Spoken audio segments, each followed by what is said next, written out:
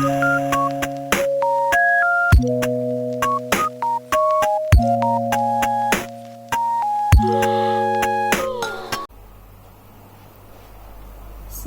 warahmatullahi wabarakatuh. Hai, saya Diana Firdausi. Saya di sini akan menceritakan sejarah kemerdekaan Indonesia dan sejarah salah satu tokoh yang berjasa pada masa kemerdekaan Indonesia, yaitu Laksamana Muda Tadashi Maeda. Laksamana Maeda lahir di Kagoshima, Jepang pada tanggal 3 Maret 1898 dan meninggal pada tanggal 13 Desember 1977 pada umur 79 tahun. Laksamana Maeda yaitu seorang perwira tinggi Angkatan Laut Jepang di Hindia Belanda pada masa Perang Pasifik. Selama kependudukan Indonesia di bawah Jepang, ia menjabat sebagai kepala penghubung Angkatan Laut dan Angkatan Darat Tentara Jepang. Laksamana Maeda berperan cukup penting dalam kemerdekaan Indonesia, yaitu dengan mempersilahkan kediamannya yang berada di Jalan Imam Bonjol nomor 1, Jakarta Pusat, sebagai tempat perumusan naskah proklamasi yang dilakukan oleh Insinyur Soekarno, Muhammad Hatta, dan Ahmad Subarjo, dan ditambah dengan sang juru ketik yaitu Sayuti Melik.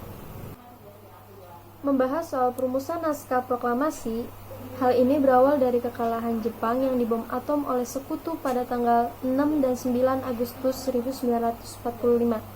Hal ini membangkitkan semangat rakyat Indonesia untuk mencapai kemerdekaan. Lalu pada tanggal 12 Agustus 1945, tiga tokoh Indonesia yaitu Insinyur Soekarno, Muhammad Hatta, dan Rajiman Weddiodiningrat dipanggil oleh Panglima tertinggi Jepang di Asia Tenggara, yaitu Marsekal Terauchi, di markas besarnya di Dalat di Vietnam.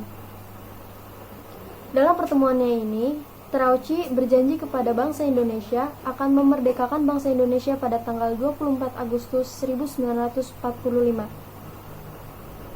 Namun, pada tanggal 15 Agustus 1945, Radio Asia Raya mengumumkan kekalahan Jepang, yang dimana Kaisar Jepang yaitu Hirohito menyerah kepada sekutu. Berita ini meluas hingga ke kalangan muda dan rakyat Indonesia, yang dimana mereka menginginkan agar pelaksanaan kemerdekaan Indonesia dilaksanakan secepat mungkin. Mereka itulah yang termasuk ke dalam golongan muda. Namun di sisi lain, golongan tua menginginkan agar pelaksanaan kemerdekaan Indonesia dilaksanakan sesuai janji Jepang kepada Indonesia, yaitu pada tanggal 24 Agustus 1945, agar menghindari adanya pertumpahan darah. Akhirnya pada tanggal 16 Agustus 1945, golongan muda seperti Sukarni dan Khairul Saleh menculik Insinyur Soekarno dan Muhammad Hatta Tenggak dan mendesak mereka agar segera membacakan proklamasi.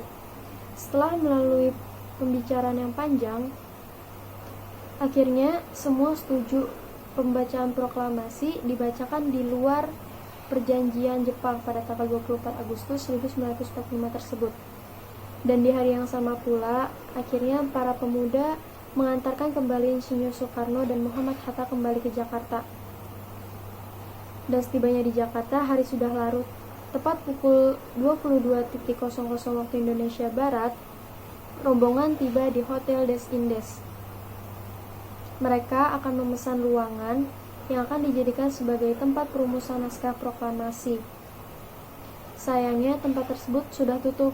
Namun, para pemuda tidak kehabisan akal. Mereka langsung menghubungi perwira Angkatan Laut Kekaisaran Jepang yang bersimpati atas perjuangan bangsa Indonesia, yaitu Laksamana Maeda. Ia pun mengizinkan rumahnya yang sekarang ini beralamat di Jalan Imam Bonjol nomor 1, Jakarta Pusat, untuk dijadikan sebagai tempat perumusan naskah proklamasi. Dan ia pun menjamin keamanan saat rapat berlangsung, karena Laksamana Maeda merupakan kepala perwakilan Angkatan Laut Kekaisaran Jepang, dan rumah Maeda pun merupakan ekstrateritorial dan harus dihormati oleh Angkatan Darat Kekaisaran Jepang atau Kempetai. Maka rumah Maeda dianggap cukup aman.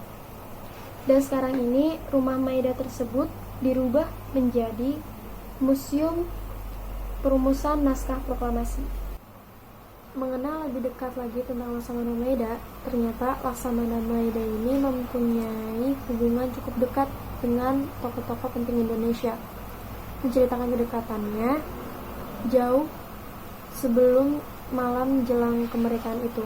Laksamana Maeda pernah menjadi kepala militer Jepang di Den Haag, Belanda, dan di Jerman pada masa sebelum perang atau sekitar 1930-an.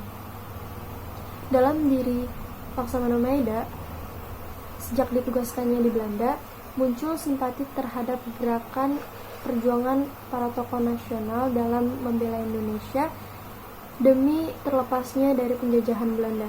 Pada saat itu pun, Laksamana Maeda kerap berhubungan dengan sejumlah tokoh pelajar dan mahasiswa Indonesia seperti Nazir Pamuntak, Ahmad Subarjo, Muhammad Hatta, dan Almaramis.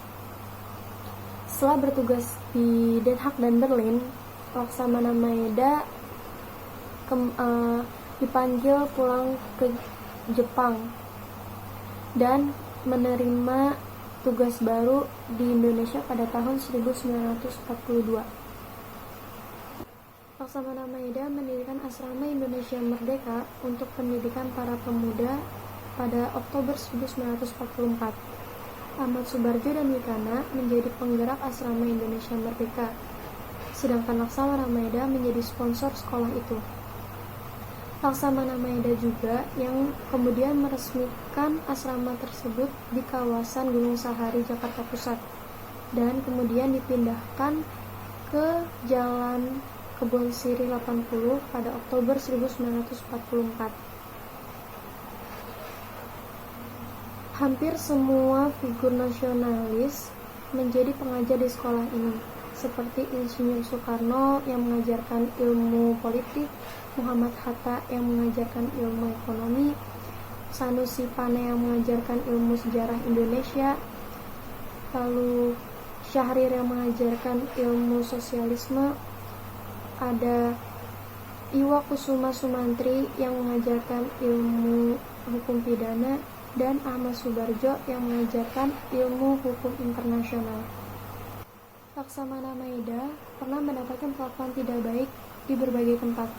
Setahun setelah kemerdekaan Indonesia, Laksamana Maeda menerima penahanan atas tuduhan telah membantu kemerdekaan Indonesia. Namun, beliau berhasil membantah bahwa ia tak mungkin menggerakkan rakyat Indonesia untuk menyatakan kemerdekaan, dan itu membuatnya terbebaskan dan diperbolehkannya kembali ke kampung halamannya. Setibanya di Jepang, ia kembali menjalani sidang dan mendapatkan perlakuan tidak baik karena dianggap telah mencoreng harga diri Jepang. Akhirnya Laksamana Maeda pun turun dari politik dan jabatannya, lalu menjadi rakyat biasa di sisa hidupnya, membuat Laksamana Maeda tidak dapat hidup damai dan tenang. Karena pada pasalnya ia dan keluarga masuk ke dalam daftar hitam yang membuat tidak adanya fasilitas negara yang dapat digunakan, hingga akhir kisah hidupnya pada tanggal 13 Desember 1977, Laksamana Maeda meninggal pada umur ke-79 tahun. Sekian penjelasan dari saya, kurang lebihnya saya mohon maaf. Terima kasih yang telah menyaksikan video ini, semoga bermanfaat. Amin. Wassalamualaikum warahmatullahi wabarakatuh.